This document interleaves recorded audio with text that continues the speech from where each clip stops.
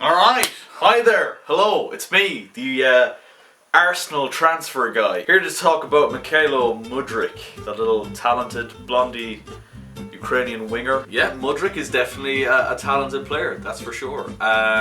We're thinking maybe 85 million? Oh, 85 million, I'm not too sure about that one, mate, to be honest with you. That kind of seems like a lot of money. How about we drop it to like 50? I'm sorry mate, that's our price, we're not really willing to pay. Hello, gentlemen, how are we? Who the fuck is this guy? I'm sorry, who are you? It is I, Todd Bowley, new owner of Chelsea FC. I believe there's a young Ukrainian winger up for availability at the minute, Mikhailo Mudryk. I'm hearing stuff of 85 million being offered for him. How about I give you 100?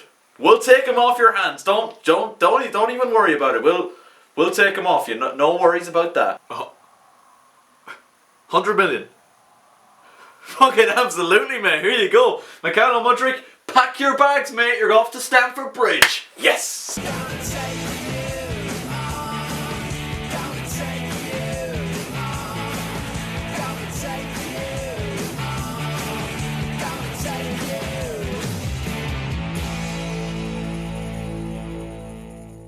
Hello guys, how are you getting on? My name is Aaron Kelly and you're very welcome back to another episode of the Premier League Verdict, where thankfully we're not talking about Chelsea this week because we're back with our boxes. The graphic is back. I'm kind of losing my mind there for a couple of weeks, but Chelsea have finally won a game of football. It's not enough to get into one of the boxes this week, although could have easily passed for the yellow box. We're going to kick things off with our green box, but before any of that, hello, my name's Aaron. Welcome to the channel if this is your first time here, and if it is your first time here and you're going to enjoy, don't forget to leave a like, and if you feel like subscribing, that'd be fantastic as well. We make lots of football content here on the channel, and the odd bake-off, funnily enough. That's coming back soon, by the way.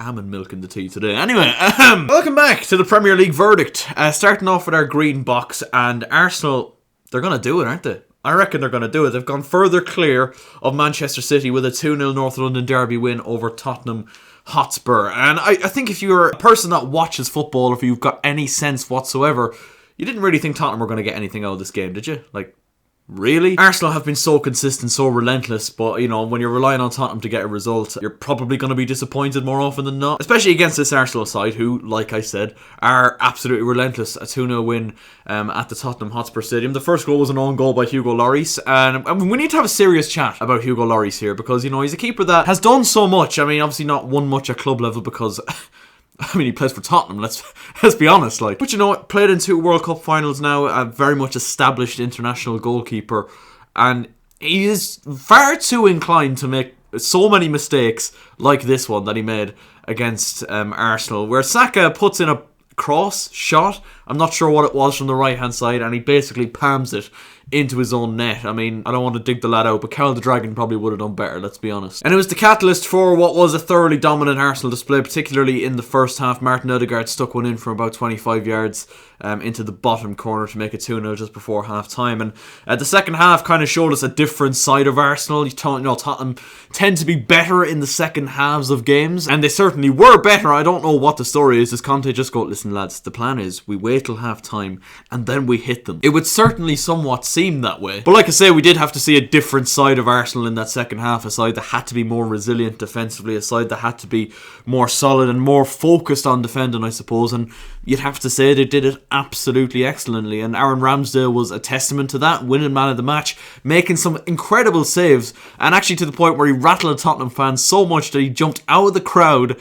and kicked Aaron Ramsdale after the game. I mean, you know you've done a good job as an opposition player in a derby when somebody's doing that. Fucking clown. But Arsenal's win was in response to Manchester City's defeat, and that is the yellow box for this week. Manchester United, I mean, they have been excellent under Erik ten Hag, certainly of recently. Obviously it took them a little while to adapt to his style of play. It certainly took the squad a while to adapt to a new manager in general. It took maybe him a little bit of time to see which players were up to it or not, but they beat Manchester City in the Manchester derby at Old Trafford in a fantastic atmosphere. It was a 2-1 victory for Erik ten Hag's side, but the yellow box goes for an incident that comes after Manchester City took the lead through substitute Jack Grealish, who seems to be a bit more of an impact sub off the bench now for Manchester City rather than a guaranteed starter. But Grealish gets his goal, and Manchester United equalise through Bruno Fernandes, and this was probably the most controversial moment in the whole game, and with good reason. And it kind of caused a lot of people to look at the offside rule and the specifics of it. And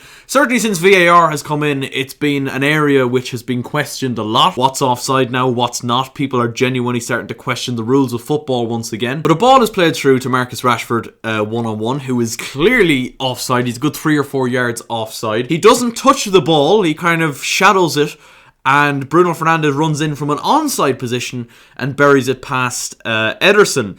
And obviously, the initial argument is, okay, Rashford doesn't touch the ball. Surely it's okay, but the rule is that you don't have to touch the ball. It's if you're interfering with the play. And that is the specific that has kind of divided fans in a sense, because does Marcus Rashford interfere with the play? And if he does, he's offside and Bruno Fernandes' goal should not have counted. I'd be leaning on the side of, yes, he is interfering with the play and the Bruno goal shouldn't have stood. Now, if you're a Manchester United fan, on paper, you don't give a fuck. I wouldn't have given a fuck if it was a Chelsea goal that was given like that, especially considering that it ended up being the catalyst for Manchester United going on to claim a famous Manchester derby victory over Manchester City. Ironically, Marcus Rashford was the man that scored the winner for Manchester United. But I think Rashford, by simply being there, I know he doesn't actually shadow Akanji off the ball, but he makes the insinuation that he is shadowing Akanji off the ball. I think his simple presence there, Pep Guardiola probably put it best in his post-match presser, that it's thrown off the defender and the goalkeeper. So they think Marcus Rashford is in on the end of it. Ederson is bamboozled as to whether it's going to be Rashford or Fernandes taking on the shot.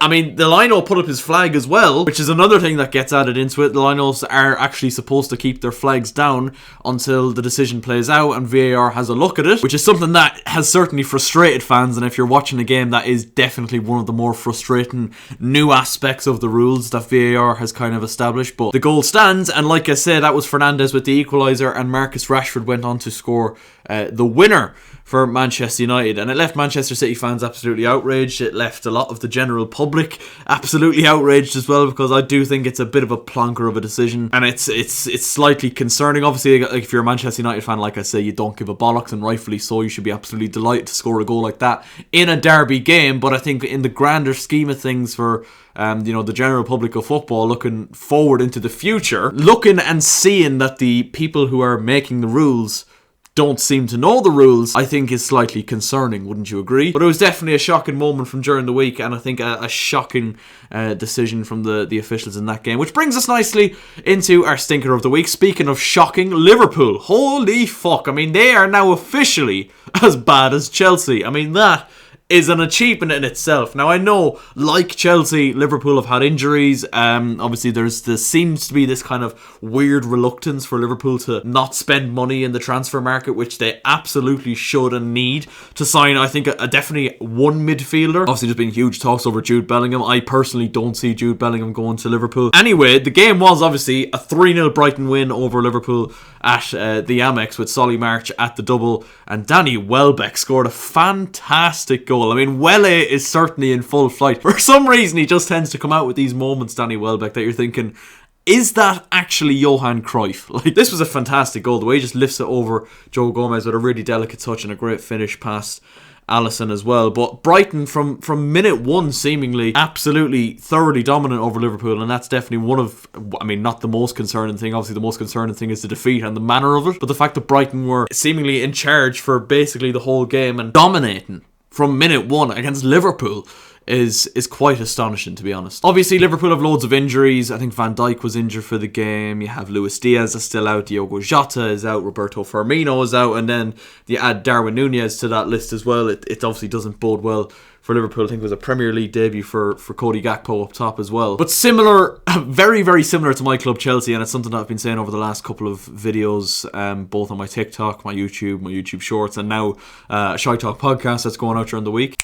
Little plug, go subscribe to that channel, link in the description. I think a major overhaul of personnel is something that's very necessary at Liverpool in the summer. I think you look at there's a lot of deadwood in there, like the likes of Milner, say, Oxlade-Chamberlain, Naby Keita. Notice how I'm mentioning midfielders that are still playing for the club week in, week out. I mean, there was one lad in the Brighton midfield that people have been raving about this season, and with good reason. Chelsea have been linked with him as well. Moises Caicedo, I think, would be an excellent signing for Liverpool. I think Jude Bellingham, I mean, certainly in January is definitely a very over-optimistic one, and I think now even in the summer, especially if Liverpool not only don't have Champions League but don't have Europe, Jude Bellingham is certainly one that would be questionable whether they'd be able to get that one across the line. But I think ultimately that's what it comes down to, though. If you improve the midfield, I feel like a lot of what you're looking for will fall into place, because most of the time that is where the games are won and lost. But let me know your thoughts on that in the comment section down below, and also let me know your thoughts on all the boxes and the Mudryk signing for Chelsea. I mean, I just think it's fucking mental. But anyway, let me know your thoughts in the comment section down below. Leave a like if you enjoyed, subscribe if you are new, and I'll see you next time. Alright,